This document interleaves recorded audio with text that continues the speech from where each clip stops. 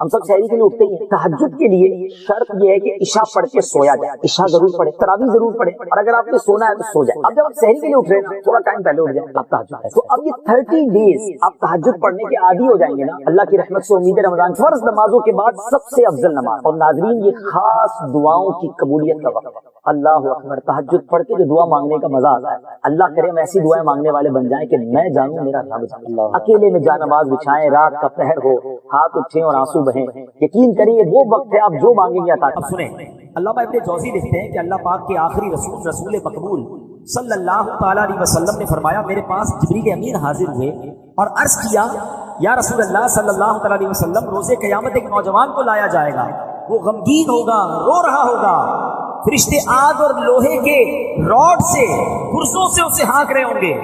وہ نوجوان 1000 سال تک الامان الامان پکارتا رہے گا, لیکن اس کو امان نہیں دی جائے گی. پھر اس نوجوان کو 1000 سال کے بعد رب قہار کی بارگاہ میں پیش کیا جائے گا.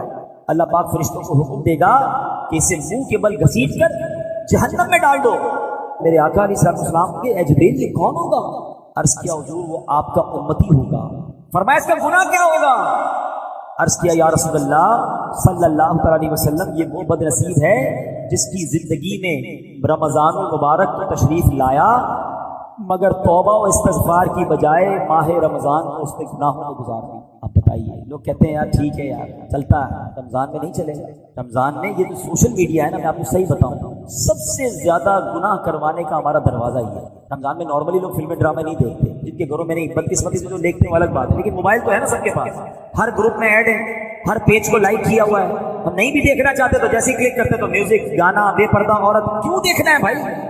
اتنی مشکل سے رمضان ملا, کیا اس لیے ملا کہ میں اللہ کو ناراض کروں؟ ایک روایت میں نے پڑھی جس میں آتا ہے کہ جو رمضان میں ایک گناہ کرتا ہے اس کے 1 سال کے اعمال برباد کر دیے جائیں.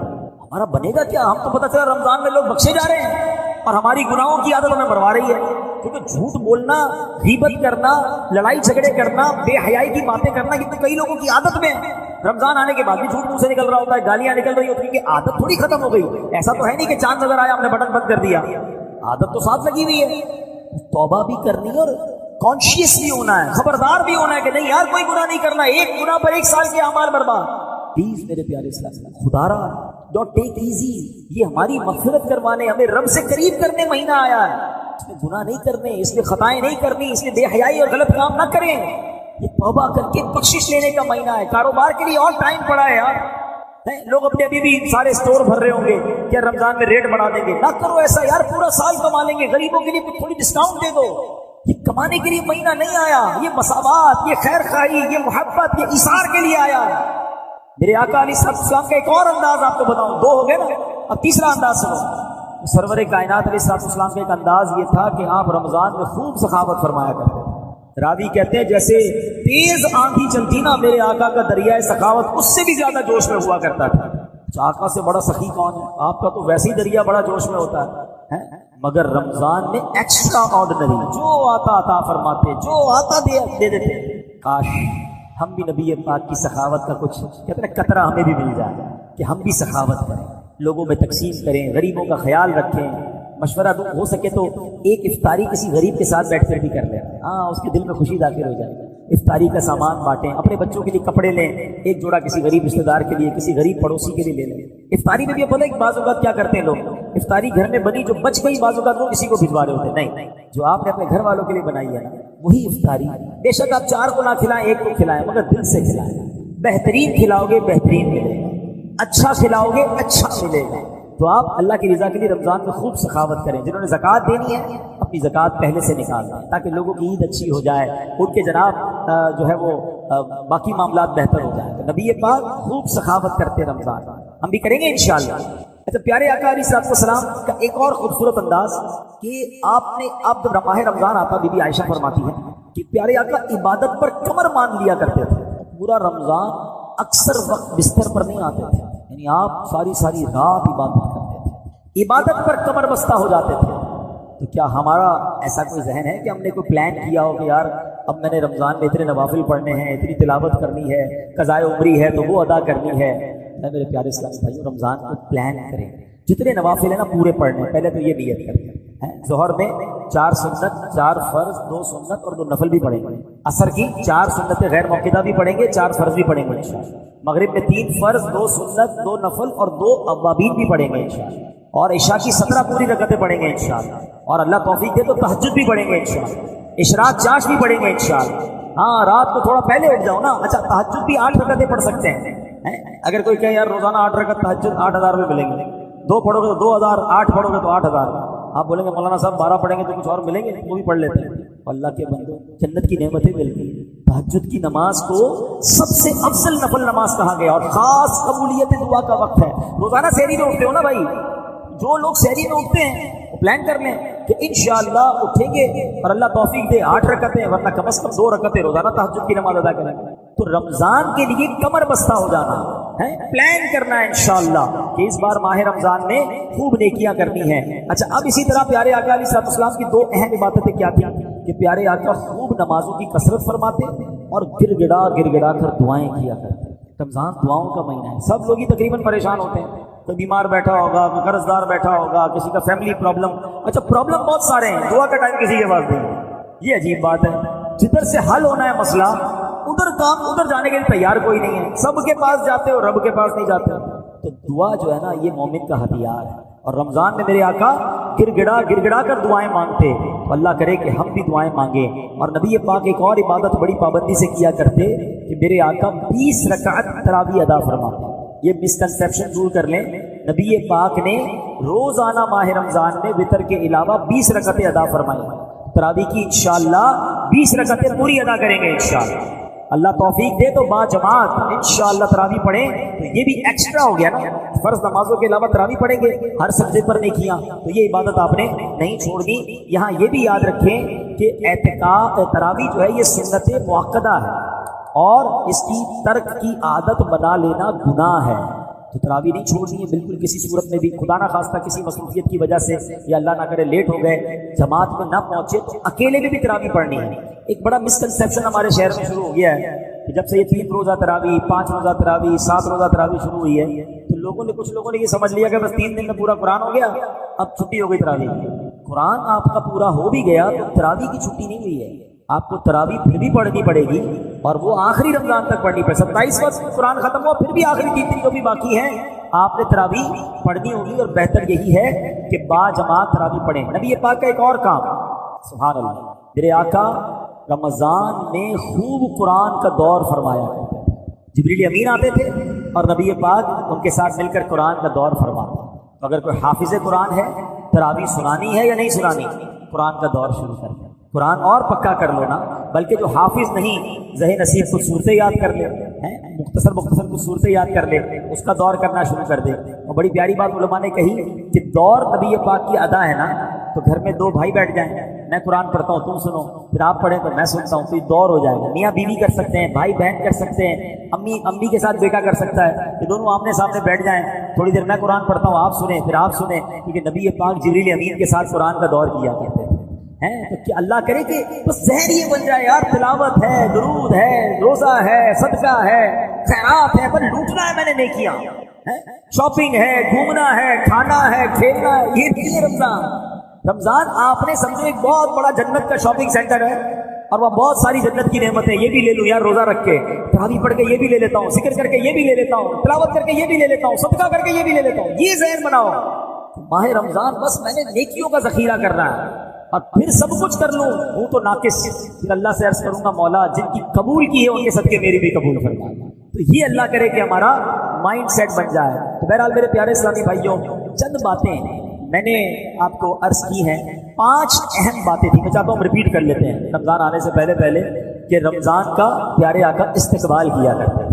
हम भी इस्तकबाल करेंगे, नेकियां करके इस्तकबाल करेंगे, ठीक है, दिल साफ करके इस्तकबाल करेंगे। किसी मुसलमान से लड़ाई है तो स्लो करके इस्तकबाल करेंगे, ठीक है। नंबर 2, मेरे आका अलैहिस्सलाम माह रमजान में फिक्रमंद हो जाते थे, रंग मुबारक तब्दील हो जाता था, खौफ खुदा तारी हो जाता था। इंशाअल्लाह हम भी इस रमजान में अल्लाह की इबादत की फिक्र करेंगे और अपनी मग़फ़िरत के लिए खूब कोशिश करेंगे इंशाअल्लाह। तीसरा, मेरे आका अलैहिस्सलाम इबादत के लिए कमर बस्ता हो जाते हैं, नवाफिल पढ़ते और खूब दुआएं करते। انشاءاللہ ہم بھی کثرت سے نوافل پڑھیں گے اور خوب دعائیں کریں گے انشاءاللہ۔ چوتھا، میرے آقا جبریل امین کے ساتھ قرآن کا دور کیا کرتے ہیں، ہم بھی انشاءاللہ ماہ رمضان میں کثرت سے تلاوت قرآن کریں گے انشاءاللہ۔ اور پانچواں، میرے آقا خوب سخاوت فرمایا کرتے ہیں، واہ کیا جود و کرم ہے شہ بطحا تیرا، نہیں سنتا ہی نہیں مانگنے والا تیرا۔ میرے پیارے اسلامی بھائیوں، خوب سخاوت کرنی ہے، اور یاد رکھیں آپ کی سخاوت اور آپ کی زکات کا پہلا حقدار پتہ ہے کون؟ وہ آپ کے اپنے غریب رشتہ دار ہیں۔ بعض اوقات لوگ دنیا میں بانٹ رہے ہوتے ہیں، غریب رشتہ دار پریشان ہوتے ہیں۔ روایتوں میں یہ مضمون ملتا ہے کہ اللہ کریم اس بندے پر قیامت کے دن نظر رحمت نہیں فرمائے گا جو غیروں کو بانٹے اور اس کے اپنے پریشان۔ پہلے اپنے غریب رشتہ داروں کو دیکھیں۔ ہاں یہ ضرور ہے کچھ رشتہ دار غریب ضرور ہوتے ہیں مگر زکوٰۃ کے مستحق نہیں ہوتے۔ زکوٰۃ کے مستحق ہونے کے لیے پورا ایک سٹیک پورا ترتیب ہے نا، کہ وہ صاحب نصاب نہ ہو، اس کے بعد اتنی رقم نہ ہو۔ تو اگر آپ کو لگتا ہے میرا کوئی رشتہ دار غریب ہے، بیچارہ پریشان ہے اور زکوٰۃ کا مستحق نہیں ہے، وہ بھی اس کی مدد ضرور کریں، مگر اللہ نے مال دیا ہے تو زکوٰۃ کے علاوہ والے مال سے کریں۔ اور اگر کوئی رشتہ دار غریب ہے اور زکوٰۃ کا مستحق ہے تو پہلے اس کو زکوٰۃ دیں۔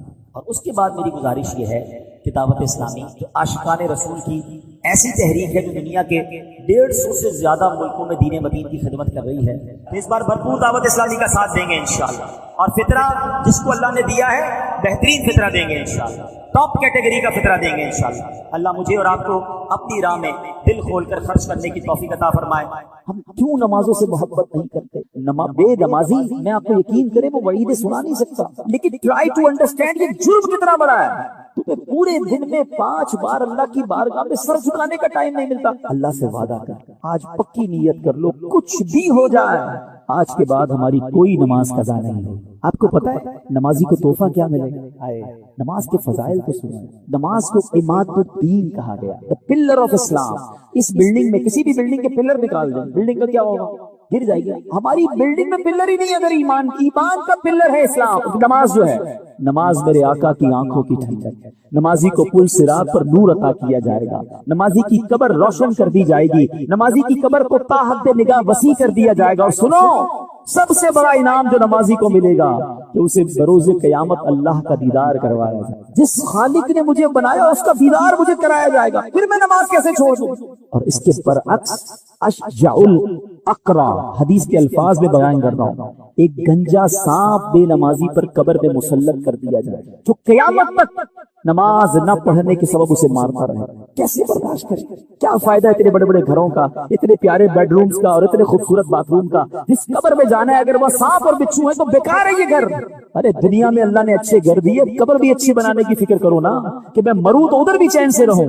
سب سے پہلا فرض نماز ہے، سب سے پہلی بڑی نیکی نماز ہے۔ لوگ کہتے ہیں وظائف بتاؤ، کیا خوبصورت بات میرے پیر و مرشد فرماتے ہیں مسلمان مرد بالغ کے لیے سب سے بڑا وظیفہ 5 وقت کی نماز۔ نماز پڑھنی نہیں اور وظائف پوچھنے، پہلا وظیفہ نماز ہے۔ تو آج نیت کر کے جانا ہے۔ اور سنو، بے نمازی کے بارے میں میرے آقا فرماتے ہیں، نبی پاک علیہ الصلوۃ والسلام نے اپنے دونوں ہاتھوں کو اس طرح ملا کر بتایا کہ بے نمازی کو قبر ایسے دبائے گی کہ اس کی پسلیاں ٹوٹ ٹوٹ کر ایک دوسرے میں پیوست ہو جائیں۔ کیسے سہ سکے؟ بہانے نہ کرو نماز سے، طبیعت ٹھیک نہیں ہے، فلاں کام ہے، کسی صورت میں نماز معاف نہیں ہے۔ لیکن ہاں تھوڑے تھوڑے بہانے پر یار بس آج طبیعت، اگلے جمعے سے نماز پڑھی، بس ابھی 2 دن بعد نماز پڑھو۔ نہیں، آپ جہاز میں ہیں، آپ ٹرین میں ہیں، آپ بس میں ہیں، آپ سفر میں ہیں، آپ گھر میں ہیں، آپ نے نماز پڑھنی۔ اور یقین کریں خوش نصیب ہیں وہ لوگ جو نماز کے پابند ہیں۔ یقین کریں ان کو نماز کے بغیر چین بھی نہیں آتا۔ جو پکے نمازی ہیں نا ان سے ملے آپ کبھی، اور ماشاءاللہ یہاں بہت سارے ایسے ہیں، ان کو تو جس طرح کھانا نہیں کھائے بغیر چین نہیں آتا، لگتا ہے ابھی تک عشاء نہیں پڑھی، یار ابھی میری ظہر باقی ہے۔ اب ان کو ریکال اندر سے آتی ہے، ان کو یاد نہیں کروانا پڑتا۔ جس دن تم نے نماز کی عادت بنا لی، نماز تمہاری زندگی کا حصہ بن جائے۔ دنیا میں کیا کیا چاہیے، مرتے وقت کیا چاہیے، قبر میں میں کیا چاہتا ہوں، محشر کے دن میں اپنے لیے کیا کیا چاہتا ہوں، ان دنیا اینڈ ان ہیئر آفٹر آپ کی نیڈز کیا ہے۔ ٹھیک ہے، ان تمام نیڈز کو، ان تمام خواہشات کو ایز اے مسلم مد نظر رکھیے۔ اور اب میں آپ کے سامنے ایک بہت ہی خوبصورت سا نچوڑ، بہت ساری احادیث کا عطر بیان کرنے جا رہا ہوں۔ ٹھیک ہے، علماء بیٹھے ہیں، وہ جانتے ہیں کہ میں جتنے جملے کہوں گا تقریباً تمام ہی کے موضوع پر نبی پاک کی حدیث موجود ہے صلی اللہ علیہ وسلم۔ مثال کے طور پر آپ بیمار ہیں، شفا چاہتے ہیں، درود پاک پڑھیے۔ آپ اپنی روزی میں برکت چاہتے ہیں، درود پاک پڑھیے۔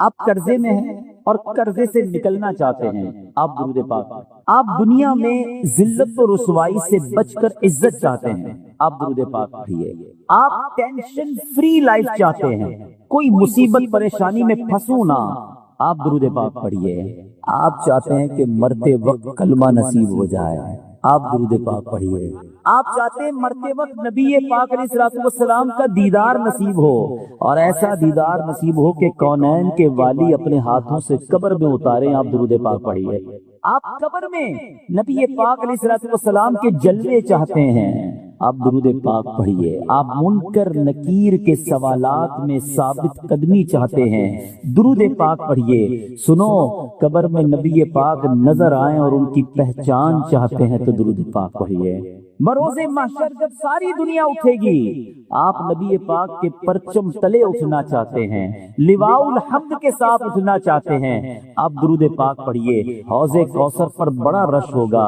مگر نبی پاک کے ہاتھوں جام کوثر چاہتے ہیں تو درود پاک پڑھیے، آپ پل صراط پر گھبراتے ہوئے نہیں ثابت قدمی سے گزرنا چاہتے ہیں، آپ درود پاک پڑھیے، اور سنو نبی پاک کے ساتھ جنت میں جانا چاہتے ہیں تو درود پاک پڑھیے، مدینے جانا چاہتے ہیں، سرکار کے روضے پہ جانا چاہتے ہیں، آپ درود پاک پڑھیے، اور سنو میرے آقا کا دیدار کرنا چاہتے ہیں پھر بھی درود پاک پڑھیے۔ اب میں نے جتنی باتیں بیان کی ہیں الحمدللہ تقریباً ان تمام باتوں کے پیچھے حدیث پاک موجود ہے، جن کا مطالعہ ہے وہ سمجھ رہے ہوں گے، یہ تمام بشارتیں، یہ تمام ریوارڈز، یہ تمام عنایتیں میرے آقا علیہ الصلوۃ والسلام نے احادیث میں بیان فرما دی ہیں۔ اب مجھے بتاؤ اور کیا چاہیے؟ ایک مسلمان کو اپنی زندگی، اپنی موت، اپنی قبر اور اپنے حشر کے بارے میں جو کچھ چاہیے میں نے سبھی تو بیان کر دیا۔ آپ یہ عزت والی زندگی چاہتے ہیں، آپ روزی روزگار میں برکت چاہتے ہیں، ٹینشن فری لائف چاہتے ہیں، ذلیل و رسوا نہ ہو یہ چاہتے ہیں، پریشر میں نہ رہے یہ چاہتے ہیں، کلمے والی موت ملے، نبی پاک کے دیدار والی موت ملے، قبر میں آقا کے جلوے ہوں، محشر میں آقا کے ساتھ ہو، اور چاہیے کیا؟ اللہ اکبر، یہ ہے وظیفہ درود پاک، ہم اس کو پہچان ہی نہیں سکے، یہ اس درود پاک کی برکتوں کو جان ہی نہیں سکے، یہ چابی ہے سکسیس کی، اٹ از دا کی آف سکسیس، ایوری پرابلم کا سولوشن درود پاک میں ہے۔ ایسے نہیں لکھا شاعر نے کہ دکھوں نے تم کو جو گھیرا ہو تو درود پڑھو، دکھوں نے تم کو جو گھیرا ہو تو درود پڑھو، جو حاضری کی تمنا ہو تو درود پڑھو۔ اللہ کرے کہ بس اس کو ریئلائز کر جائیں اور اب اپنی زندگی میں درود پاک کو بالکل شامل، ایسا شامل کرنے۔ اچھا میں نے جتنی ساری باتیں بتائی نا، ان ساری باتوں کے لیے الگ الگ حدیث تو موجود ہے، میں آپ کو الگ ایک اور خوبصورت حدیث سناتا ہوں جو اس بات کو مزید ایلابوریٹ کر دے گی۔ نبی پاک علیہ السلام کی بارگاہ میں ایک صحابی آئے، کہتے حضور صلی اللہ تعالی علیہ وسلم میں اپنی ضروریات زندگی، کھانا پینا سونا، اپنے معمولات کے بعد اپنی لائف کا 25%، ایک چوتھائی وقت آپ پر درود پڑھنے میں صرف کروں گا۔ نبی پاک علیہ السلام نے فرمایا بہت اچھی بات، حدیث کا خلاصہ ہے، تھوڑا بڑھا لو تو اور اچھا ہے۔ کہتے حضور 50% اپنے وقت کو درود پاک میں صرف کروں گا، بہت اچھی بات ہے لیکن اور بڑھا لو تو اچھا ہے۔ کہتے حضور اب 75% درود پاک میں ٹائم گزاروں گا، فرمایا اور بڑھا لو تو اچھا ہے۔ کہتے بس اب اپنے ضروریات کے بعد حضور سارا دن آپ پر درود پڑھتا رہوں گا، فرمایا اگر ایسا کرو گے تو تمہاری ساری مشکلوں کے لیے کافی ہوگا، تمہاری تمام ضروریات کے لیے کافی ہوگا۔ اٹ مینز یہ سولوشن ہے۔ ہم پریشان بھی ہوتے ہیں پھر بھی درود نہیں پڑھتے، ہم قرضے میں ہوتے ہیں درود نہیں پڑھتے، ہمارے کاروبار کی پرابلم آ جاتی ہے ہم درود نہیں پڑھتے، ہم بیمار ہو جاتے ہیں ہم درود نہیں پڑھتے، حالانکہ سب کا علاج ہے۔ سبحان اللہ۔ تو اب آج اس خوبصورت اجتماع میں آئے ہیں، یہ پہلے ریئلائزیشن لے کر جائیں کہ میں نے اب اپنی زندگی میں درود پاک کو بالکل ایسا شامل کر لینا ہے جیسے زندگی میں بہت ساری ضروری زندگی کی چیزیں شامل کی ہیں۔ پہلے تو محبت کے ساتھ درود پاک پڑھ لیں، صلو علی الحبیب صلی اللہ تعالی علی محمد صلی اللہ علیہ وسلم۔ اب ایک اور جہت کی طرف بات کرنا چاہتا ہوں، فضیلت تو سن لی، مزہ بھی بہت آیا، سبحان اللہ بھی بڑی زور سے نکلا، درود پاک کل سے شامل ہوگا یا نہیں اس کی گارنٹی نہیں۔ اچھا ہم نے پہلے بھی کئی بار فضیلتیں سنی ہیں، دعوت اسلامی والے تو جب بیان کرتے ہیں پہلے درود پاک کی فضیلت بیان کرتے ہیں، اور جب سنتے ہیں ماشاءاللہ مزہ بھی بہت آتا ہے، لیکن ایک دو دن بعد پھر وہی پورا دن گزر جاتا ہے، درود پاک شامل نہیں ہوتا۔ میں نے بہت غور کیا، سچی بتا رہا ہوں، میں اپنے لیے غور کیا کہ یار بیان تو بڑے کرتا ہے، تیری زندگی میں کتنے درود ہیں، کتنے پڑھتا ہے روز درود پاک؟ دنیا کو کہتا ہے روز اتنے 100 درود پڑھو، ادھر پڑھو۔ میں نے بہت غور کیا کہ یار پڑھتا تو ہوں، لیکن جس کو کہنا کہ زندگی کا جزو لا یدفق بن جائے، ایسا زندگی کا حصہ بن جائے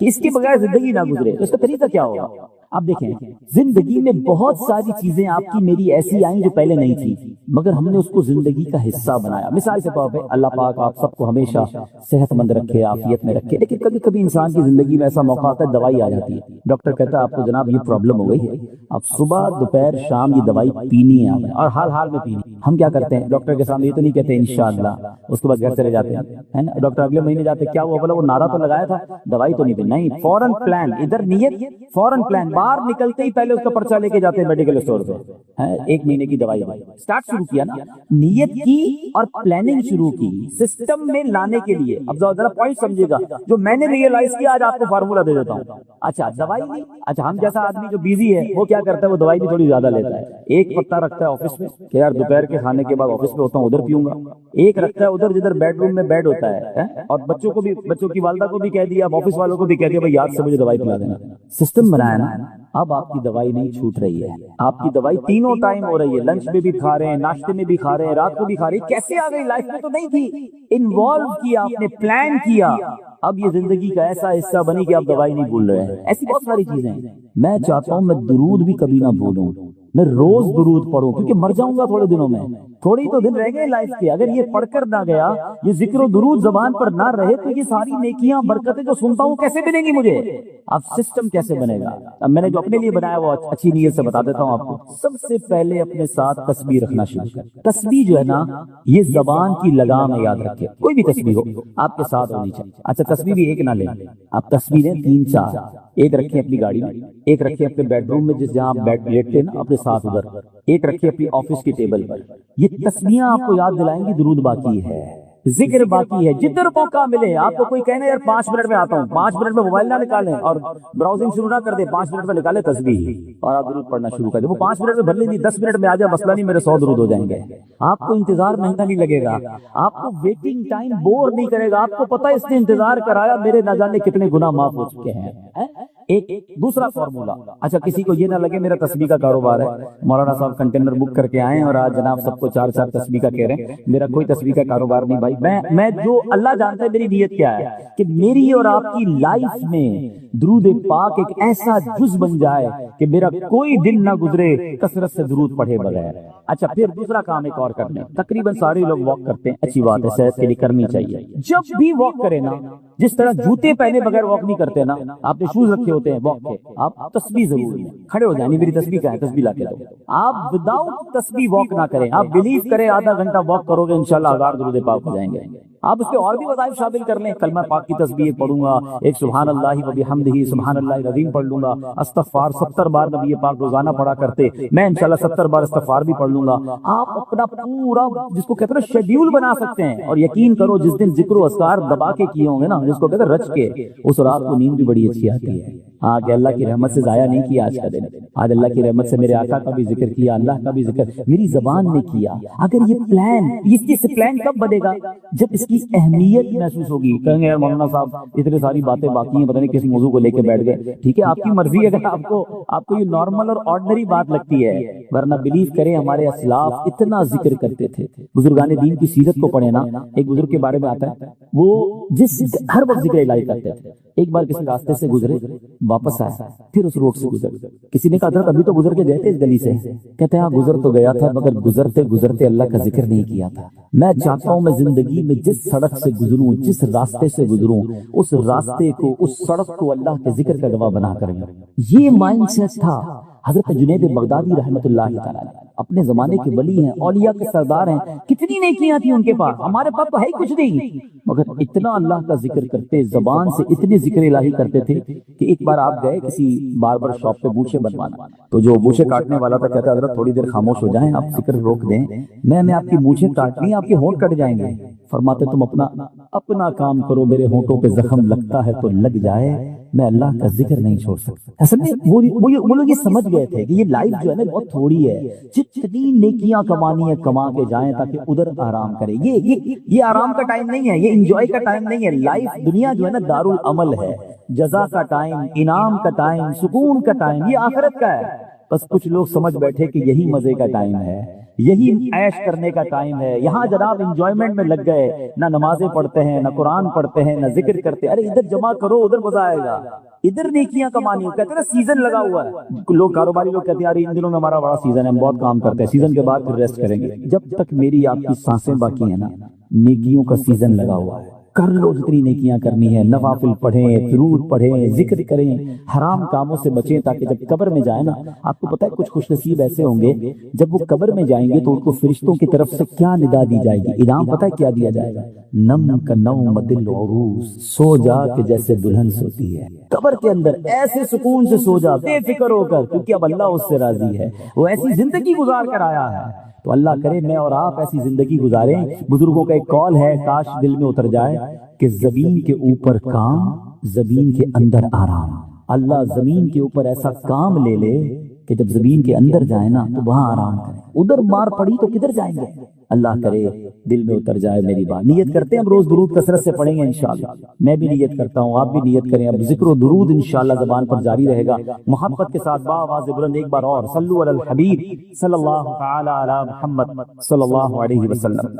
آج جس موضوع پر میں نے چند مدری پھول پیش کرنے ہیں, دنیا میں جب ہمیں کوئی مشکل درپیش آتی ہے, کوئی ڈیفیکلٹ ڈے آتا ہے, کسی جگہ جانے کا پلان بنتا ہے, تو ہم اس کی پریپریشن کرتے ہیں, اس کی معلومات لیتے ہیں کہ یار میں فلاں ملک میں جا رہا ہوں, بتاؤ موسم کیسا ہوگا, اچھا وہاں کرنسی کون سی چلتی ہے, کوئی جان پہچان والا بندہ ہو تو اگر اس کا نمبر بھی دے دو, کوئی مصیبت آ جائے تو رابطہ رہے گا. دو چار لوگوں سے پلاننگ کر رہے ہوتے ہیں یار فلاں جگہ جانا ہے. اچھا اسی طرح پاکستان میں بھی رہ رہے ہیں, لیکن کوئی انٹرویو آ گیا, کوئی کسی بڑی آفس میں جانا ہے, کسی بڑے بندے کے پاس جانا ہے, تو بندہ ادھر بھی سوچ رہا ہوتا ہے کہ یار کس طرح معلومات کر لوں کہ کیا پوچھیں گے, کیا سوال ہوگا.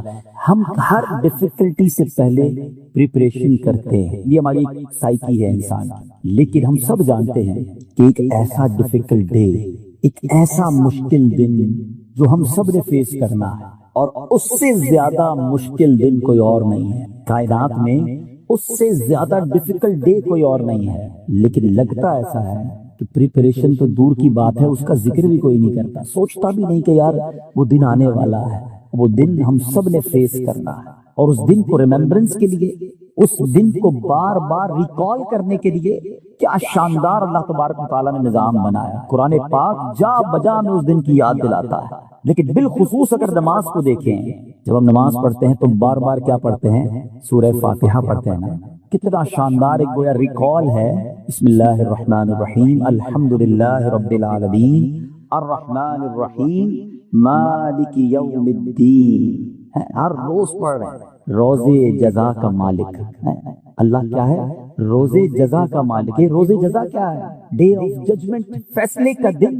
یہ دن ہے قیامت کا. ہم روز یاد کر رہے سورہ فاتحہ میں, مگر سوچتے نہیں کہ اس دن ہوگا کیا, میں نے کیا تیاری کی ہے اس دن. اتنا ڈیفیکلٹ ہے. ادھر تو کوئی سورس بھی چل جاتی ہے تو یار فلاں جگہ جا رہا ہوں, ایک کال کر دینا, بلکہ ایسا کرو یار تم میرے ساتھ ہی چل لو, آپ کی بڑی اچھی سلام دو, آپ بھی آ جاؤ. کوئی ساتھ دینے والا جس دن نہیں ہوگا, میں اکیلا اللہ کی بارگاہ میں پیش ہوں گا, اور میرے سامنے ڈیفیکلٹیز اور پہاڑ کتنے بڑے بڑے ہیں. بعد میں بتاؤں گا, اور آپ کو بھی معلوم ہے کہ سوائے ایک ہستی کے کوئی ساتھ دینے والا نہیں ہوگا. لیکن ذرا پہلے قرآن کا ایک مختصر جائزہ لیتے ہیں کہ قرآن نے کیسا شاندار اسلوب اختیار کیا, بار بار ہمیں سمجھایا, بار بار ہمیں بتایا.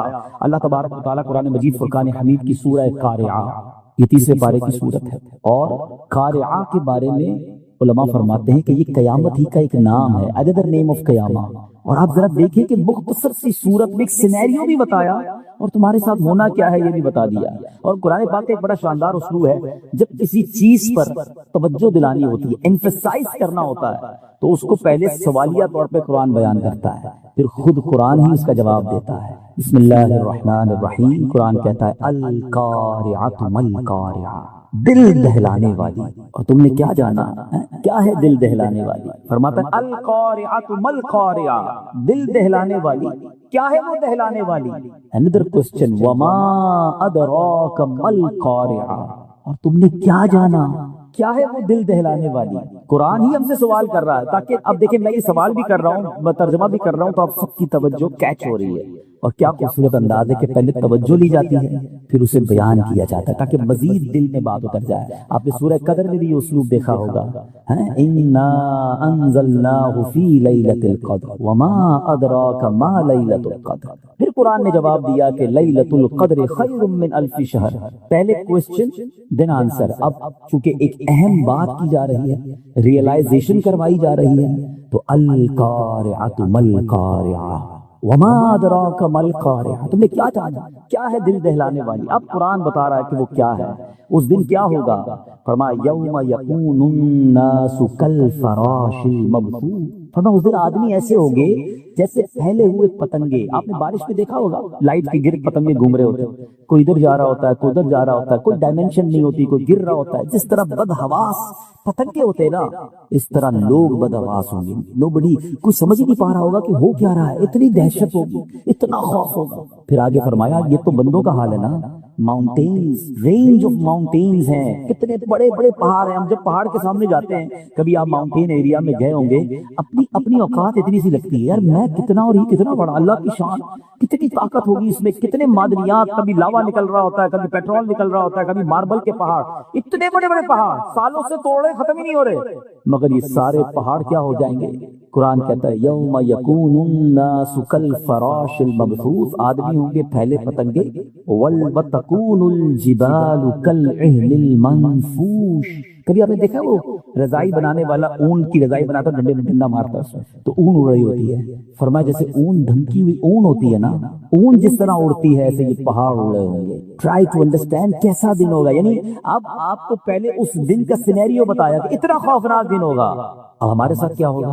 اب فرمایا فَأَمَّا مَنْ ثَقُلَتْ مَوَازِينُهُ فَهُوَ فِي عِيشَةٍ رَاضِيَةٍ۔ قرآن کہتا ہے جس کی تولیں اسکیل پہ وزن نیکیوں کا بھاری ہو گیا نا، وہ بڑے مزے میں ہوگا، وہ چین میں ہوگا، وہ عیش میں ہوگا۔ لیکن دوسری سائڈ کیا ہوگا؟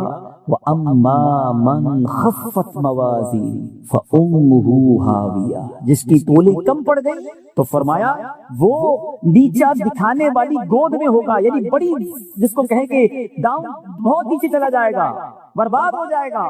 لیکن وہ کیا ہے؟ پھر اب قرآن پھر وہی انداز، وما ادراک ما ہی، تم نے کیا جانا وہ کیا ہے نیچا دکھانے والی؟ اب خود آنسر دے رہا ہے قرآن، نار حامیہ، بھڑکتی ہوئی آگ ہے، شعلے مارتی ہوئی، that is day of judgment. Within few آیات ایک ہی صورت میں سینیریو بھی بتایا اور ہونا کیا ہے وہ بتایا، رزلٹ کیا آئے گا وہ بھی بتا دیا۔ یہ قرآن ایک جگہ نہیں، اتنی آیتیں میں بیان کرتا جاؤں کہ بندہ حیران ہو جائے۔ سورہ زلزال، اذا زلزلت الارض زلزالها، ایک ایسا زلزلہ آئے گا زمین تھر تھرائے گی، اور کیسی تھر تھرائے گی؟ واخرجت الارض اثقالها، زمین اپنے خزانے باہر نکال دے گی، جو کچھ زمین میں ہے مردے بھی باہر آ جائیں گے، خزانے بھی باہر آ جائیں گے، ایسا زلزلہ ہوگا، ایسا ارتھ ہوگا۔ مگر اس کے بعد کیا ہوگا؟ وقال الانسان ما لها، اور آدمی کہے گا زمین کو کیا ہو گیا، یہ اتنا کیوں ہل رہی ہے؟ یومئذ تحدث اخبارها، فرمایا اس دن وہ اپنی خبریں بتائے گی۔ آج بندہ کہتا ہے یار ٹھیک ہے میں گڑبڑ کرتا ہوں، گناہ کرتا ہوں، کوئی دیکھ تو نہیں رہا، دروازہ بند کر دو، لائٹ آف کر دو، فلاں ملک چلتے ہیں، فلاں شہر جاتے ہیں، اپنے وطن میں لوگ جاننے والے ہیں، ادھر تو کوئی نہیں دیکھ رہا۔ یہ زمین گواہی دے گی، قرآن کہتا ہے۔ ابھی تھوڑی دیر پہلے میں نے کہا نا کہ ایک بزرگ کا اسٹائل تھا کہ جدھر سے گزرتے تھے ذکر کرتے ہوئے تاکہ وہ زمین میری گواہی دے۔ میں ایک مشورہ بھی دوں گا، جو ٹریولرز ہیں نا، گھومتے پھرتے رہتے ہیں، بزنس ٹرپ پہ جاتے ہیں، ویسے ہی بڑے ٹورزم کے شوقین ہیں، آپ جدھر جایا کرو نا لالچ کر کے ادھر نماز پڑھا کرو کہ یار 2 رکعت ادھر بھی پڑھ لوں، اچھا ادھر گیا ہوں کسی بزنس میٹنگ میں، کسی ملک میں، کسی شہر میں، ذرا رکو یار وضو کر لوں، ٹائم ہے، ایک نماز ادھر پڑھ لوں۔ اس جگہوں کو اپنے سجدوں کے گواہ بناؤ، اپنے ذکر کی گواہ بناؤ۔ زمین کے بہت سارے حصے تمہاری نیکیوں کے گواہ ہونے چاہیے۔ انفارچونیٹلی بہت سارے لوگ ایسے ہیں جن کی زمین کے بہت سارے حصے گناہوں کے گواہ ہیں۔ یہ زمین اللہ کرے میری اور آپ کی یہ گواہی دے انشاءاللہ۔ یہ جو زین بھائی کا گھر ہے، ان کا گارڈن یہ گواہی دے گا کہ مولا یہ سب جمع ہوئے تھے اور یہاں تیرا ذکر کیا تھا، تیرے حبیب کا ذکر کیا تھا، اے اللہ یہ تیرے بندے ہیں اور تجھ سے محبت کر رہے تھے۔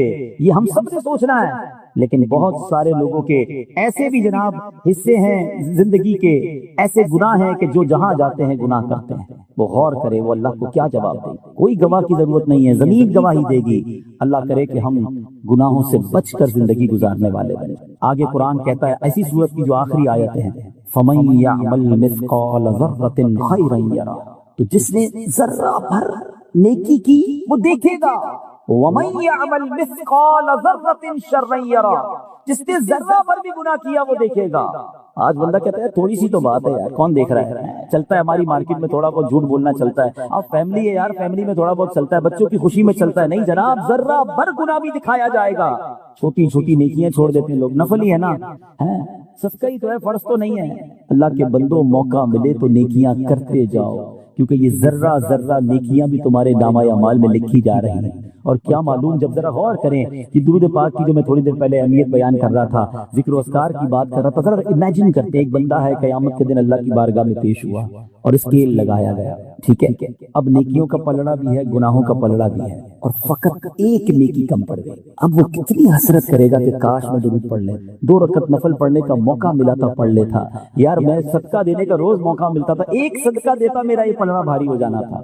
اور آپ کو معلوم ہے وہ ایک نیکی کے لیے بندہ بالکل ڈھونڈے گا لوگوں کو، دوست یار رشتہ دار، ایون ماں باپ کے پاس جائے گا، ماں باپ بھی اسے مدد نہیں کرے گی، بلکہ ماں آئے گی بیٹے کے پاس کہ بیٹا میرا ایک گناہ لے لے، بیٹا کہے گا ماں میں آج تیری مدد نہیں کر سکتا۔ نا ڈیفیکلٹ ڈے ہے جب کوئی کسی کا ساتھ دینے والا نہ ہو۔ اگر آپ اس قیامت کے دن کو پراپرلی سمجھنا چاہتے ہیں نا، یہ تو میں نے آپ کو 2 صورتیں سنائی ہیں، آپ سورہ انشقاق پڑھیں، سورہ عما یتساءلون 30ویں پارے کو تو پورا پڑھ لیں، کہاں کہاں کس کس انداز میں۔ اللہ اکبر، ایک آیت اور سنا دیتا ہوں پھر اپنے موضوع کو کنٹینیو کرتا ہوں۔ اور سورہ انشقاق میں اللہ اکبر، اللہ فرماتا ہے یوم لا تملک نفس لنفس شیئا، کوئی کسی کا بوجھ نہیں اٹھائے گا، کوئی کسی کے ساتھ نہیں چلے گا، کوئی کسی کا ہاتھ نہیں پکڑے گا۔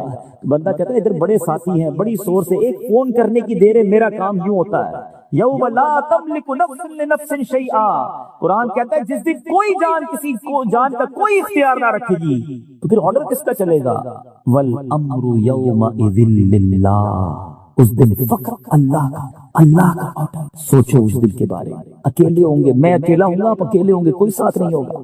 اب میرے اعمال ایسے ہوں کہ میں اللہ کی بارگاہ میں کامیاب ہو جاؤں۔ تو میں کہنا چاہ رہا تھا جو لائیو بھی مجھے دیکھ رہے ہیں، اگر اور ڈیٹیل میں سمجھنا چاہتے ہیں نا کہ اسٹیپ بائی اسٹیپ قیامت طاری کیسے ہوگی، میں آپ کو ایک مشورہ دیتا ہوں، بہار شریعت مفتی امجد علی اعظمی صاحب نے لکھی، انٹرنیٹ سے ڈاؤن لوڈ بھی کر سکتے ہیں، اس کا پہلا حصہ، اس میں قیامت کا باب آپ پڑھیں گے نا، آپ کو ایسا لگے گا آپ کی آنکھوں کے سامنے گویا ایک ویڈیو چل رہی ہے، قیامت کیسے طاری ہوگی، کیا کیا ہوگا، وہ آپ نے تحریر کیا۔ میں اسی میں سے چند باتیں آپ کو بتاتا ہوں۔ آپ فرماتے ہیں کہ حضرت عیسیٰ علیہ السلام کی وفات کو جب 40 برس گزر جائیں گے، ایک خوشبودار ٹھنڈی ہوا چلے گی، اور جب یہ ہوا مسلمانوں کے بغلوں کے نیچے سے گزرے گی تو دنیا سے سارے مسلمان چلے جائیں گے، اور اس کے بعد دنیا میں کافر ہی کافر رہ جائیں گے، اور قیامت جو ہے کافروں پر ہی طاری ہوگی۔ اچھا، یہ بھی جب میں نے حدیث پڑھی تھی، کئی بار پڑھی تھی، تو بے شک یقین ہے ہمارا حدیث پر، لیکن ایک ہوتا ہے نا کہ ہوا سے لوگ مر جائیں گے، صرف ہوا چلے گی اور لوگ چلے جائیں گے۔ اللہ اکبر، اس کرونا وائرس نے ساری دنیا کو بتا دیا ہے کہ میرا رب چاہے تو نہ نظر آنے والے وائرس سے دنیا کو لاک کر سکتا ہے۔ کئی بزنس ایسے تھے جس کے بارے میں لوگ باتیں کرتے تھے کہ یار یہ بزنس تو بند ہو نہیں سکتا، یہ کاروبار ختم ہی نہیں ہو سکتا۔ ایئرپورٹ بند کیسے ہوگا جناب؟ ایئرپورٹ پہ دکان لے دو، 24 گھنٹے چلے گی، نہ رات ہوتی ہے نہ ادھر دن ہوتا ہے، سورج رکتا ہی نہیں، ہر وقت دن ہوتا ہے۔ لوگوں نے یہ کام کیے، انٹرنیٹ جناب، مکے مدینے میں لوگ کہتے تھے بھائی ادھر تو کاروبار ٹھنڈا ہو ہی نہیں سکتا، اتنی ہوٹلیں ہیں، حاجی بڑھتے ہی جائیں گے، جناب کھجوریں بکنی ہیں تو جناب ہوٹلیں بکنی ہیں تو گاڑیاں چلتی رہیں گی، واٹ ایور امیجنیشن تھے دنیا میں لوگوں کے، مگر اللہ نے بتا دیا کہ کوئی تو ہے جو نظام ہستی چلا رہا ہے، وہی خدا ہے، وہ جب چاہے اس پوری دنیا کو لاک کر سکتا ہے۔ نظر نہیں آیا یہ وائرس کسی کو، مگر ساری دنیا لاک ہے۔ پاکستان والوں تمہیں تو پتہ ہی ہوا کیا ہے، اللہ نے وہ خاص کرم کیا ہے ہمارے وطن پر، جو دنیا کو دیکھ رہے ہیں، جن کی نظر ہے، جن کے رابطے، انہیں پتہ ہے کہ پوری دنیا اس وقت پریشان ہے، لاک ڈاؤن ہے دنیا، دوبارہ لاک ڈاؤن ہو رہا ہے۔ اللہ ہمارے وطن کو بلکہ ساری دنیا کے مسلمانوں کو بچائے رکھے۔ ایک باریک سا اشارہ دے کے نکل جاتا ہوں، اب ذرا دنیا کا نقشہ کھولنا اور کرونا وائرس کی موجودہ اور پچھلی صورتحال دیکھنا تو آپ کو پتا چلے گا کہ اللہ پاک نے مسلمانوں پر خاص کرم کیا ہو. جدھر جدھر مسلمان ہیں سارے چین میں اللہ کی رحمت سے. ہاں یہ دیکھ لے, اور یہ اللہ کی شان ہے. پچھلے دنوں میری امریکہ بات ہو رہی تھی, وہاں کے جو بہت بڑے ڈاکٹر تھے مسلمان ہیں, تو ان سے بات ہو رہی تھی. کہہ رہے ہمارے یہاں باقاعدہ ایک سیمینار ہوا, ایک میٹنگ کال ہوئی کہ پاکستان کو اسٹڈی کریں. 22 کروڑ کا ملک ہے, ان کے پاس میڈیکل فیسلٹیز نہیں ہیں, صفائی ستھرائی کا یہ حال ہے, اور جناب وہ لوگ بغیر ماسک لگائے گھوم رہے ہیں. ادھر کوئی اتنا بڑا مسئلہ نہیں ہے, ہمارے ہاسپٹل میں جگہ نہیں. کہتے سارے غیر مسلم ڈاکٹر تھے. میں نے کہا وجہ کوئی اور نہیں ہے, وہ کلمہ پڑھنے والے ہیں, وہ اذانیں دینے والے ہیں, وہ وضو کرنے والے ہیں, وہ اولیاء کو ماننے والے ہیں. اے میرے بیٹے اسلامی بھائیوں, آج نہیں انشاءاللہ تاریخ بتائے گی. 2020 پر کتابیں لکھی جائیں گی. 2020 اتنا جلدی دنیا نہیں بھولے گی, اس پر بڑی ریسرچ ہونی ہے اور اگلے کئی سو سال تک ہونی ہے. اور دنیا نے اس بات کو پھر جا کے ماننا ہے کہ جناب اسلام تھا جو مسلمانوں کو بچا گیا. اور بہت ساری ایسی چیزیں تھی. اولیاء کا فیضان پاکستان پر ہے. اللہ سلامت رکھے میرے پیر و مرشد کو. جب سے لاک ڈاؤن لگا ہے وہ دن ہے, آج کا دن ہے, روزانہ مدنی چینل پر اذان ہو رہی ہے. اب تک اذان کا سلسلہ ہے. اللہ کے ولی نے کہا اذان دینا یہ بلائیں ٹالے گا. یقین ہو تو رب کریم غیب سے مدد اتارتا ہے. ہم اللہ سے دعا کرتے ہیں, احتیاط بالکل کرنی چاہیے, مگر میں صرف یہ بتانا چاہ رہا ہوں میرے رب نے اس کائنات کو بتایا ہے کہ اس کی قدرت کا نظارہ کیا ہے. ہوا چلے گی قیامت سے پہلے. اگر یہی کرونا سانس کے ذریعے آتا تو اگر ہوا میں ہوتا تو پھر وہی ہو جاتا, جو سونگتا وہ جاتا. اگر یہی اسی وائرس کو فضا میں آ جاتا یہ, تو میرے رب کے لیے تو کچھ مطلب ناممکن نہیں ہے نا. بہرحال ہوا چلے گی, مسلمان سارے دنیا سے چلے جائیں گے, اب صرف کافر ہوں گے, اور اب ان پر قیامت طاری ہوگی.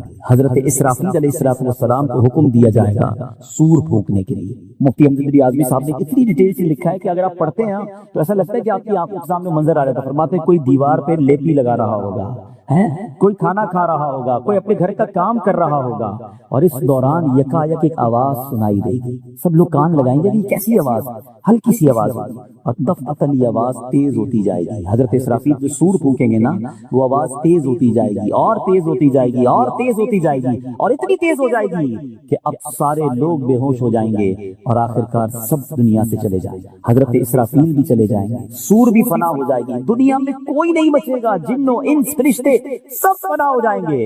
اللہ اکبر. اب اس وقت کیا ہوگا؟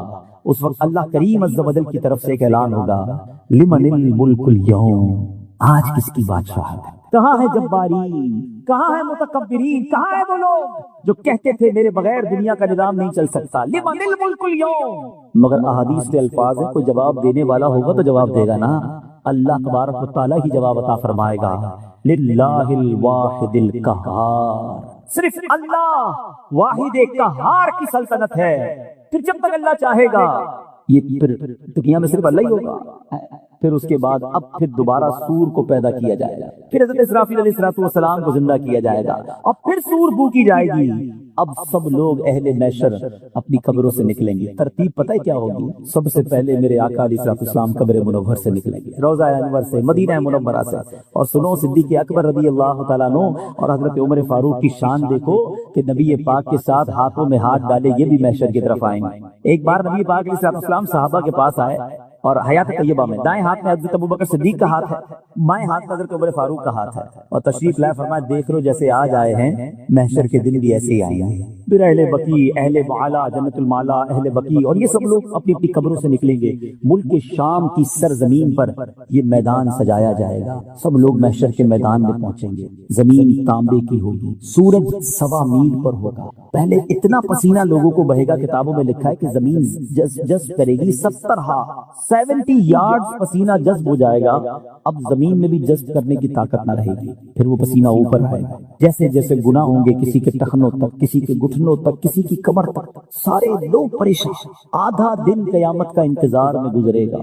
آج کسی کو دھوپ میں 5 منٹ کھڑا کرو نا, میں آ رہا ہوں, 5 منٹ میں بندہ پسینہ پسینہ ہو جاتا ہے. دھوپ میں 5 منٹ بھی نہیں کھڑے رہ سکتے. ایسی دھوپ, ایسی پیاس, اور 50% آف دا ڈے صرف انتظار میں گزر جائے گا. اب محشر میں لوگ جب پریشان حال ہو جائیں گے نا, اب آپس میں مشورہ کریں گے کہ بھائی کسی کے پاس تو چلو, کچھ حساب کتاب بھی شروع کراؤ. یعنی لوگ اتنے تنگ آ گئے ہوں گے کہ کچھ لوگ کہیں گے بے شک حساب کر کے جہنم میں ڈال دیا جائے, مگر حساب کچھ کیا جائے. اس قدر فرسٹریٹ. اب اس کے بعد پہلے محشر کہیں گے کہ حضرت آدم کے پاس چل. سب گھومتے گھومتے ڈھونڈیں گے حضرت آدم علیہ السلام کو. کہیں گے آپ ابو البشر ہیں, آپ اللہ تبارک و تعالیٰ نے آپ کو بڑا مرتبہ دیا, آپ صفی اللہ ہیں, آپ جنت میں اللہ تبارک و تعالیٰ کے کرم سے رہے ہیں. حضور آج ہماری مدد کیجیے, آج ہمارا حال دیکھیے, ہم آپ کی اولاد ہیں. حضرت آدم علیہ السلام فرمائیں گے کہ آج مجھے خود اپنی فکر ہے, آج اللہ نے جیسا غضب کیا ایسا پہلے کبھی نہیں کیا, کسی اور کے پاس جاؤ, اذهبوا الی غیری. اہل محشر حضرت نوح کے پاس جائیں گے, وہ بھی مدد نہیں کریں گے. حضرت موسیٰ کے پاس جائیں گے, وہ بھی مدد نہیں کریں گے. اس کے بعد وہ جب حضرت ابراہیم خلیل اللہ علیہ نبینا علیہ السلام کے پاس جائیں گے, وہ بھی فرمائیں گے میں تمہاری آج مدد نہیں کر سکتا. کہیں گے پھر آپ ہی تو بتائیں جائیں کس کے پاس؟ تو وہ کہیں گے کہ آج ان کے پاس جاؤ جن کے ہاتھ پر فتح کا باب ہے, جو شافع روز محشر ہیں, جو جناب رسول اللہ صلی اللہ تعالی علیہ وسلم ہیں, وہ اللہ کے حبیب ہیں, خاتم النبیین ہیں, وہی تمہاری مدد کریں گے. اب یہ سارے محشر کے لوگ ڈھونڈتے ڈھونڈتے نبی پاک علیہ السلام کے پاس آئیں گے, بڑی امید کے پاس آئیں گے, فریاد کریں گے حضور ہمارا حال دیکھیں, ہماری کیفیت دیکھیں, ہم آپ کے امتی. نبی پاک علیہ السلام یہ نہ فرمائیں گے اذهبوا الی غیری, میرے آقا فرمائیں گے انا لہا انا صاحبکم, آؤ میرے غلاموں میں آج اسی دن کے لیے ہوں, میں تمہاری مدد کروں گا. اب ذرا میں محشر کی اس پورے سینیریو کو یہاں روکتا ہوں اور ایک سوال کریٹ ہوتا ہے. یہ ساری باتیں تو حدیث میں پتہ چل گئی ہیں, تو ہم قیامت کے دن نہیں جائیں گے حضرت آدم کے پاس؟ کیوں جائیں حضرت ابراہیم کے پاس؟ کیوں جائیں حضرت نوح کے پاس؟ ہم ڈائریکٹ نبی پاک کے پاس چلے جائیں گے. کتابوں میں لکھا, نبی پاک نے صحابہ کو بتا دیا. اللہ اکبر. علماء کہتے ہیں معلوم بے شک ہو گیا ہے, مگر قیامت کے دن سب بلا دیا جائے گا. یہ سب کچھ ہوگا, یہ سب کچھ اہل محشر کریں گے. تو کیوں کریں گے؟ وجہ کیا ہے, اس کا ریزن کیا ہے؟ اللہ اکبر. اس کے پیچھے بھی بڑا کمال کا جواب ہے. اور جب بھی ذہن میں کوئی گتھی الجھ جائے نا, تو بریلی کے تاجدار بڑی آسانی سے سلجھا دیتے ہیں. چلو چلتے ہیں اعلیٰ حضرت کے دربار میں کہ آپ بتائیں یہ امت کو پھرایا کیوں جائے گا, یہ سارا محشر کیوں تلاش کرے گا, پہلے ایک نبی کے پاس پھر دوسرے کے پاس. اعلیٰ حضرت کہتے ہیں خلیل و نجی, مسیح و صفی, سبھی سے کہیں بھی بلی.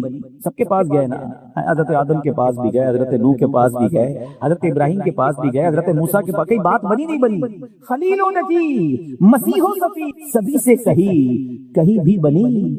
یہ بے خبری کہ خلق پھری کہاں سے کہاں تمہارے لیے ہے, تمہارے لیے پھرانا تھا, ساری دنیا کو بتانا تھا کہ زمین و زمان تمہارے لیے, چنین و چنا تمہارے لیے, مکین و مکان تمہارے لیے, بنے دو جہاں تمہارے لیے, آقا دہن میں زبان تمہارے لیے, بدن میں ہے جان تمہارے لیے, ہم آئے یہاں تمہارے لیے, اٹھے بھی وہاں تمہارے لیے. ساری کائنات کو یہ منظر دکھانا ہے. جناب ایک اور لاجیکلی کوئسچن کریٹ ہوتا ہے, قبر سے اٹھتے ہاتھ میں رپورٹ کارڈ پکڑا دیا جاتا, تم مایوس, تم جو ہے مجرم ہو, جہنم میں جاؤ, تم جناب سعادت مند ہو, مقبول ہو, جنت میں جاؤ, اپنے اپنے راستے چلے جاتے. اتنا بڑا میدان محشر سجانا, ساری دنیا کو جمع کرنا, اس کے پیچھے ریزن کیا ہے؟ عشق کا جواب سن لو. کہتے ہیں فقط اتنا سبب ہے انعقاد بزم محشر کا. There is only one reason to create that huge day of judgment. ایک ہی وجہ ہے, فقط اتنا سبب ہے انعقاد بزم محشر کا. آقا تمہاری شان محبوبی دکھائی جانے والی ہے. دیکھیں نا, مسلمان تو ایک لمیٹڈ ہے نا, بہت سارے اس وقت بھی دنیا میں لوگ ہیں, بلکہ زیادہ وہ لوگ ہیں جو نبی پاک کو نہیں مانتے, اسلام کو نہیں مانتے, اور ایسے ساری دنیا میں زیادہ ہی ہوں گے. جب قیامت طاری ہوگی, اگر خربوں لوگ ہوں گے تو اس میں بہت بڑی تعداد وہ ہوگی جو غیر مسلموں کی ہوگی. ساری زندگی اللہ سے دور رہے, اللہ کے نبی سے دور رہے. انہیں ایک دن تو بتانا ہے نا کہ حق کیا ہے, سچ کیا ہے, اللہ کے حبیب کا مرتبہ کیا ہے. سنو, کتابوں میں لکھا, علماء کہتے ہیں محشر کے دن جتنے غیر مسلم ہیں سب ایمان لے آئیں گے, سب مانیں گے ہاں یہ ہم مانتے ہیں اللہ کے نبی ہیں, آج ہم مانتے ہیں اللہ ایک ہے, اور جو یہ کہتے تھے وہ ٹھیک ہے, مگر اس دن ان کا ماننا جو ہے وہ قبول نہ کیا جائے گا. تمہیں مبارک ہو, تم نے آج مانا ہے, کیونکہ میرے اعلیٰ حضرت لکھتے ہیں آج لے ان کی پناہ, آج مدد مانگ ان سے, آج لے ان کی پناہ, آج مدد مانگ ان سے, پھر نہ مانیں گے قیامت میں اگر مان گیا. ادھر تو سارے مان جائیں گے, مگر ادھر کا ماننا نہ ماننا ہوگا. بہرحال میرے بیچ اسلامی بھائیوں, اب کیا ہوگا؟ نبی پاک سجدہ فرمائیں گے. وہ کیسا سجدہ ہوگا؟ اللہ کا اپنے حبیب علیہ السلام سے پیار دیکھیں, رحمت الہی دیکھیں. نبی پاک جب سجدے میں جائیں گے نا, اور جب اس سجدے میں نبی پاک طویل سجدہ کریں گے, تو نبی پاک سے کہا کیا جائے گا؟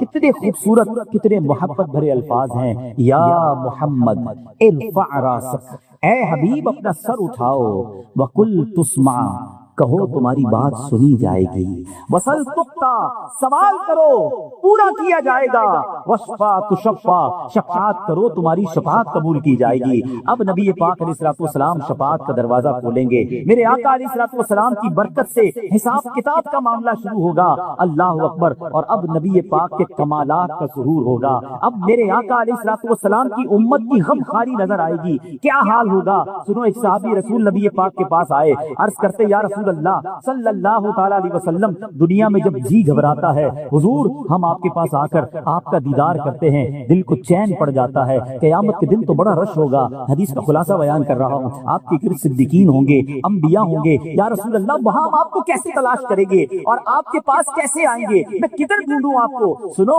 میرے آقا علیہ الصلوۃ والسلام نے یہ ایڈریس نہ دیا کہ قیامت میں ایک سب سے بڑا محل ہوگا، سب سے بڑا نورانی محل ہوگا، وہ میرا ہوگا کیونکہ میں خاتم المرسلین ہوں۔ نہیں، میرے آقا فرماتے مجھے تلاش کرنا ہو تو حوض کوثر پر آ جانا، اپنے پیاسے امتیوں کو اپنے ہاتھوں سے جام کوثر پلا رہا ہوں گا۔ اچھا دیکھو وہاں نہ پاؤں، وہ کہتے حضور اگر وہاں نہ ملے تو پھر کہاں آؤں؟ فرمایا ایسا کرنا، پل صراط پر آ جانا، رب سلم امتی کی صدائیں بلند کرتے ہوئے اپنے گناہگار امتیوں کو پل سے پار لگا رہا ہوں گا کہ حضور اگر پل صراط پر نہ پاؤں پھر کدھر آؤں؟ کہتے ہیں فرماتے پھر ایسا کرنا، میزان پر آ جانا، میرے گناہگار امتیوں کے گناہوں والا پلڑا بھاری ہوگا، اپنے کرم سے ان کی نیکیوں کے پلڑے بھاری کر رہا ہوں گا۔ یا رسول اللہ اگر ادھر نہ پاؤں، فرماتے ان 3 مقامات کے علاوہ تم مجھے کہیں اور نہ پاؤ گے، بس میرے یہی کام ہوں گے۔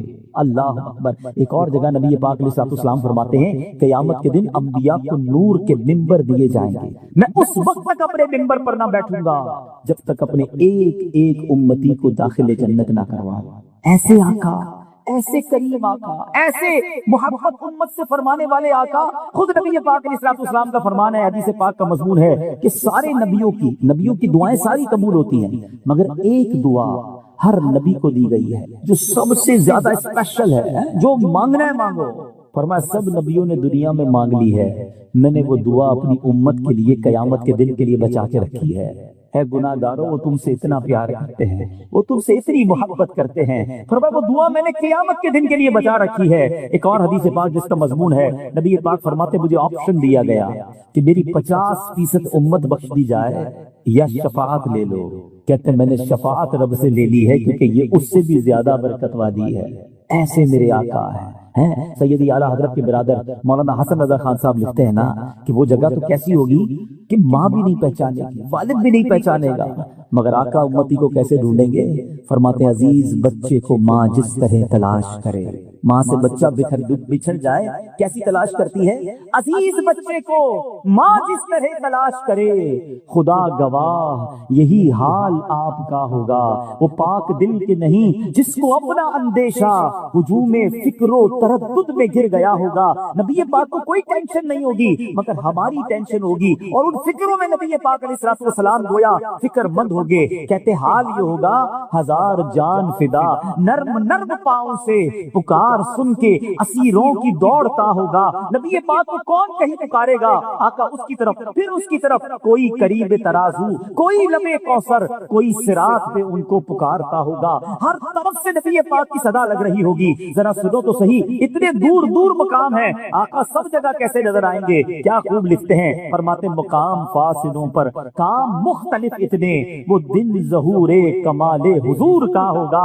ارے اس دن پتا چلے گا میرے آقا کا کمال کیسا ہے۔ کیا خوبصورت بات لکھی۔ میں ایک شعر سنانے جا رہا ہوں جو سمجھ جائیں گے، ان کی طبیعت ہری بھری ہو جائے گی اور احساس ہوگا کہ خاندان اعلیٰ حضرت کا کمال کیسا ہے۔ کہتے ہیں گناہ گار پہ جب لطف آپ کا ہوگا، نبی پاک کی جب مہربانی ہوگی نا غلام پر، گناہ گار کی شفاعت کریں گے۔ اب ذرا جملہ سنیے گا، کیا بغیر کیا بے کیا ہوگا، شاعری کی دنیا کا شاہکار ہے۔ میں اس پر پورا بیان کر سکتا ہوں، اشارہ دے کر چلا جاؤں گا، لطف اٹھائیے گا شعر کا۔ 4 بار کیا یوز کیا ہے، کی کاف یا الف، ٹھیک ہے نا، 4 بار کیا یوز کیا ہے، چاروں بار معنی الگ ہے۔ کہتے کیا بغیر کیا، اب سمجھو ذرا ہم نے کیا کیا ہے، گناہ تو کیے ہیں، نبی پاک کرم فرمائیں گے نا وہ بے کیے ہو جائیں گے، وہ ڈیلیٹ ہو جائے گا، گناہ معاف ہو جائیں گے، جو کیا ہے وہ بے کیا ہو جائے گا۔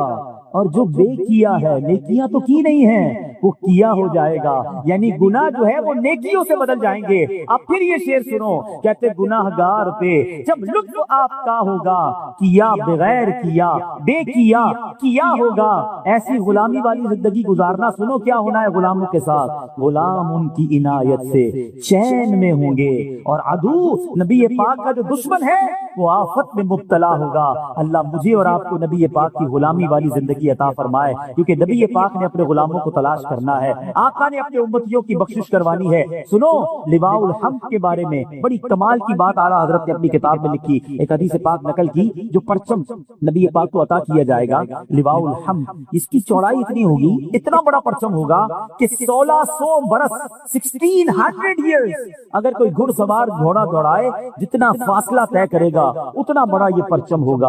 اچھا میں سوچتا رہا یہ پرچم کتنا بڑا اور اس پرچم سے کام کیا ہوگا۔ ماشاءاللہ ریان باپو بیٹھے ہیں، ہم بھی یہ کلام بچپن سے سن رہے ہیں، جب سے دعوت اسلامی میں آئے، یہ گناہ گار یہ والی جو ہے تمہارا نام مصیبت میں جب دیا ہوگا، اس کا ایک شعر ہے، میں نے جب تک یہ حدیث نہیں پڑھی تھی نا مجھے یہ شعر سمجھ نہیں آیا تھا۔ اب ذرا میں تھوڑا سا آپ کو سمجھاتا ہوں یہ پرچم کام کیا کرے گا۔ آپ میں سے ماشاءاللہ کئیوں نے حج کیا ہے، حج پہ ہوتے 35-30 لاکھ 25 لاکھ آدمی، اور پنجابی میں کہتے ہیں نا رش کہتے کس کو ہے، لگ پتا جاتا ہے، 25-30 لاکھ میں اندازہ ہو جاتا ہے کہ عوام کس کو کہتے ہیں۔ ادھر کتنے ہوں گے محشر میں؟ 7-7.5 ارب تو ابھی ہے نا۔ حضرت آدم سے لے کر صبح قیامت تک جتنے لوگ اس دنیا میں آئے، جتنے یونیورس میں آئے، اٹ مینس خربوں لوگ ہوں گے، کیسے نبی پاک کو تلاش کریں گے؟ عرفات میں خیمہ نہیں ملتا، 25-30 لاکھ لوگوں میں کھو جائے تو بندے کا پورا ہی ٹائم نکل جاتا ہے، تو اربوں لوگوں میں آقا کو کیسے تلاش کریں گے؟ اللہ اکبر، دیکھو انتظام کیا کیا ہے ہمیں تلاش کرنے کا ہے، سننا ذرا مزہ آئے گا۔ اچھا آپ نے حج پہ دیکھا ہوگا کہ بڑے بڑے بلون لگاتے ہیں خیموں کے اوپر، دور سے میں نظر آتا ہے یہ پیلے رنگ کا بلون ہے نا، یہ ساؤتھ ایشیا والے خیمے، ہمیں ادھر جانا ہے کیونکہ اور تو کچھ نظر نہیں آتا، اونچائی پہ کچھ چیزوں پہ نظر آتی ہے۔ اللہ اکبر، لواء الحمد بتائے گا آقا کدھر ہے۔ اے پرچم لگانے والوں تمہیں مبارک ہو، پرچم کی پہچان وہاں بھی ہوگی، قیامت کے دن میرے آقا کدھر ہے، غلام جو دور ہوں گے۔